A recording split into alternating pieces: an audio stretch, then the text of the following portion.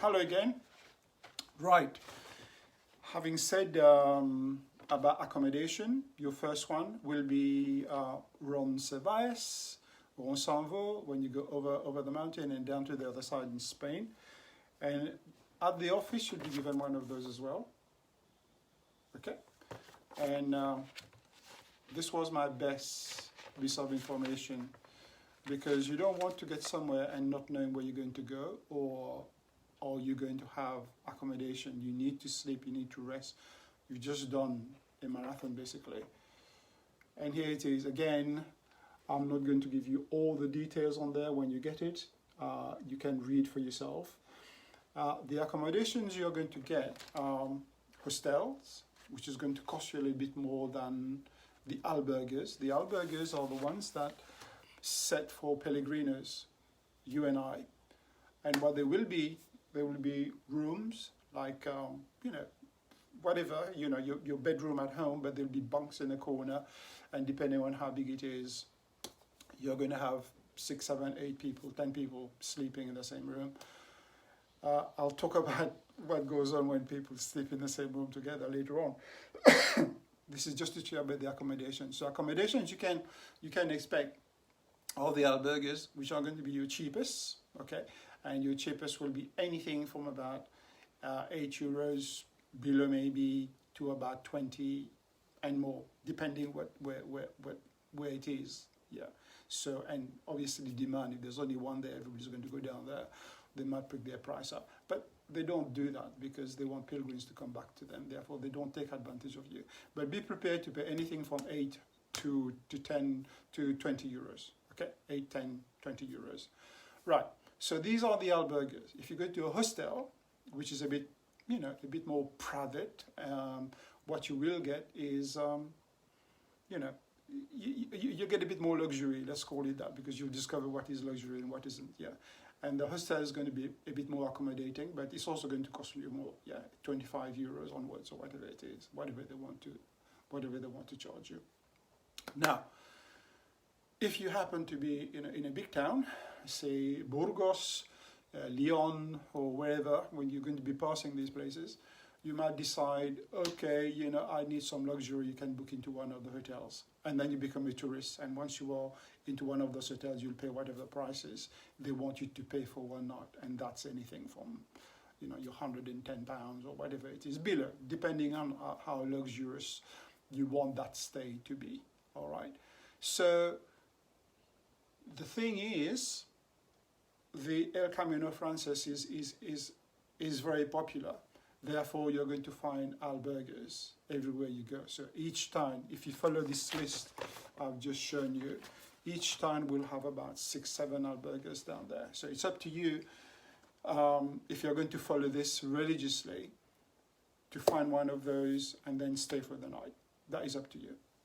Now, if you've decided you're not going to stay into one of those recommended places, you can also jump to the next town, which may be another 3, 4, 10 kilometers. No, well, not 10 kilometers, don't want 10 kilometers.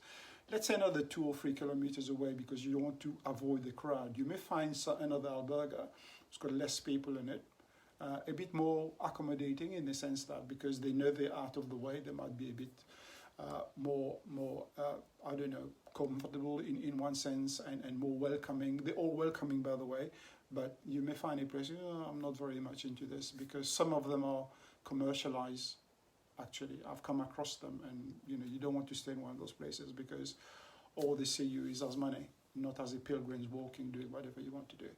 All right, so when you get to those places, the choice is yours, yes, and what you want to pay is up to you as well, okay? But at the end, nobody questions the money, because we come from, places where we know a hotel will cost us, bed and breakfast or whatever it is, 50 or 40 pounds onwards or whatever it is.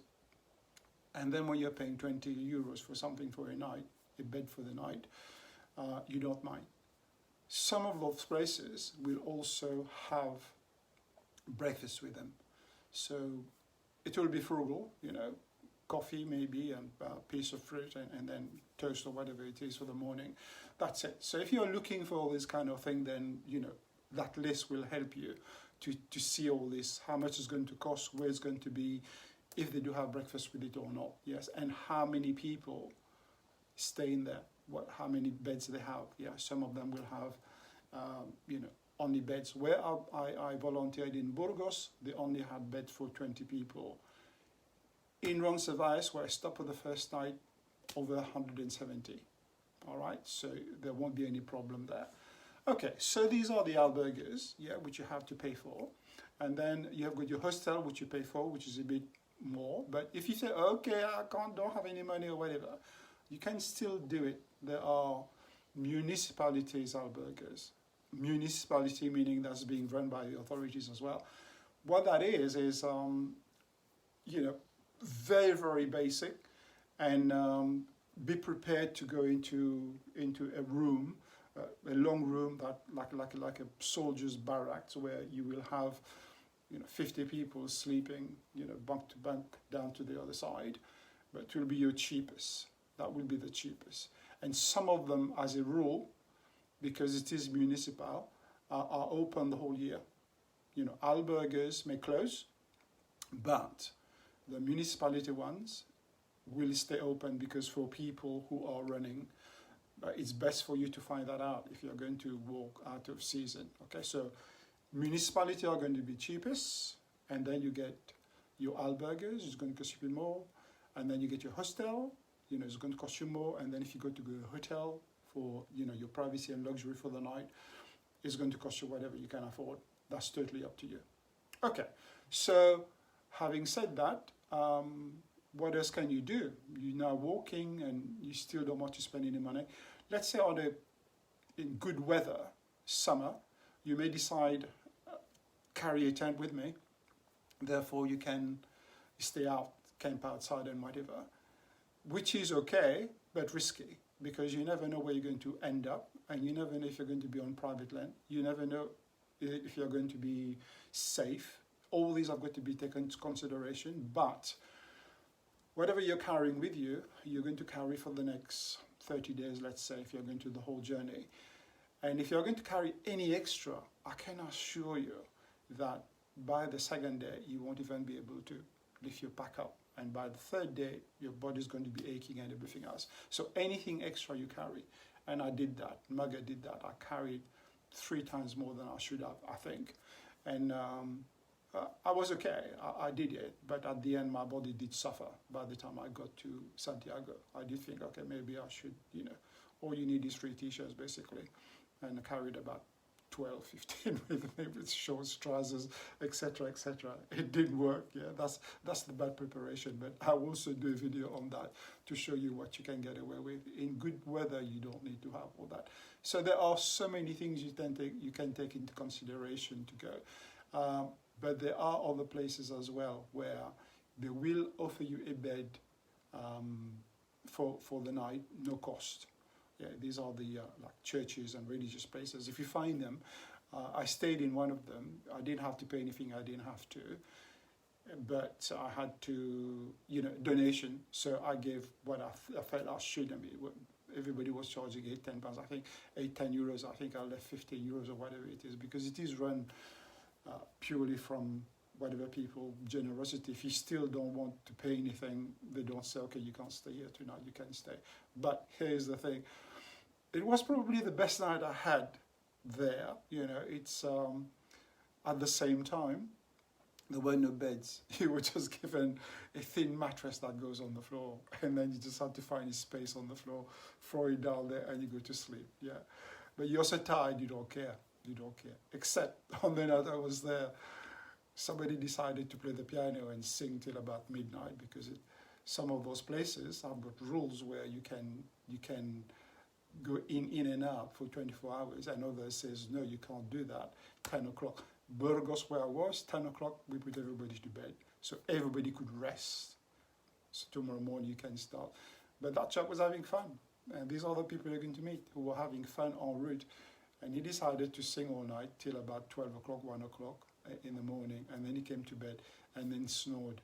Nobody could sleep. So we all had to move from where we were on the floor and try and find places outside away from the noise. That was it. So this is part of the experience when you go out there, what you're going to go through. But at the same time, you've got an idea about what the albergues are going to do. So go out there and be prepared. If you're going to camp outside, make sure that you are safe. Just bear in mind also, if you are camping out because you decided to do that, you won't have, you know, you can't, you need a toilet. Where are you going to go? In the woods or whatever it is. You may do that. Animals do that all the time, and we are animals as well. But at the same time, if you want to have a shower, a wash, and clean and cook and whatever, too much. I wouldn't do it. I wouldn't do it. You know, but that's my personal preferences. Yeah, but other people might decide to do that. Okay, so that's your albergues, and you can get different experiences from one to the other. So each time you stop, you're going to find yourself another albergue. And what you do when you get there is, if you've got 5 to choose from, I never go to the first one that I come across. I always walk another half a mile down the bottom of the road or could do the last one, because there I know there won't going to be a lot of people in there. I have been to places where I've been the only one who's been there, and I've been to places where I've been given a room to myself. By the way, I didn't mention rooms. Yeah, so if you wanted to pay extra into the albergues, into one of the hostel, and get a private room to yourself, you can. But what the private room is, you know, you're still here in the dormitory with everybody else. They just give you the room with the curtain. So anything else that happens out there, you can still hear it. You're still not going to get the privacy that you require. You get the privacy of being on your own, but all the noise that's going to keep you awake is going to be there. All right. So I'll do something else about what happens in the night when you're in albergue.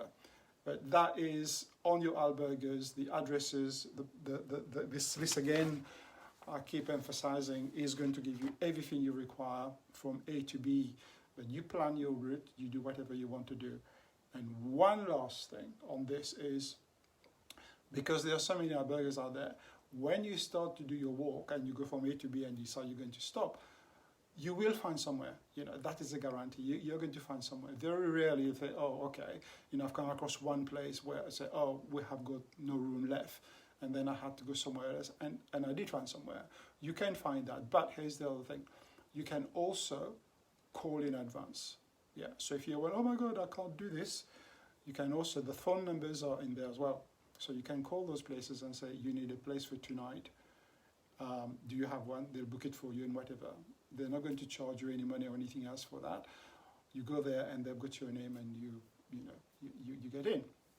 But here's the thing, you don't know how long it's going to take you to get to that destination, or en route, you may decide, oh, this is a nice place, I'm going to stay there for the night instead of going to the other place.